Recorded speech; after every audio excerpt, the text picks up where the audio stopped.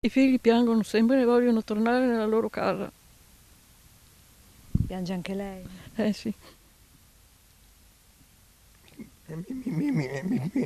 Mi commuovo quando sento queste parole. Quando i coniugi Frison arrivano davanti alla vecchia casa qui a Mira in via Caballo 11, i due cagnolini scavalcano l'alta recinzione e scattano verso di loro, scodinzolano, saltano, li riempiono di feste.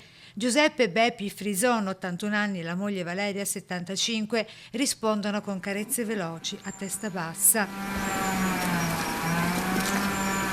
Una vita tra le stalle e i campi, poi la maxi multa per le quote latte, l'asta, lo sfratto. Sarà ricevuto nelle prossime ore dal sindaco Marco Dori. Beppi Frison, storico allevatore milanese, racconta di come ha perso casa, stalla, terreni e azienda agricola dopo una maxi multa per le quote latte e la successiva vendita all'asta di tutti i suoi beni. L'azienda non era in crisi, purtroppo l'hanno messa in crisi.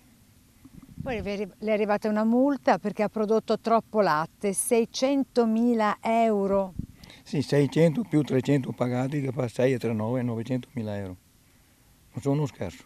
300 pagati, inutilmente pagati, quindi mi torneranno indietro che li voglio indietro, che sono miei quei soldi lì. Parla a raffica, poi cala il silenzio e negli occhi dell'81enne tornano le lacrime di chi non ha più un posto da chiamare casa. Accanto Valeria, la moglie, provata e spenta, guarda quei cani rimasti nella loro ex abitazione e sussurra: non avrei mai pensato di finire così. Mi racconti un po', signora, cosa facevate insieme quando eravate qui? Tutto, perché mi aiutava su tutto.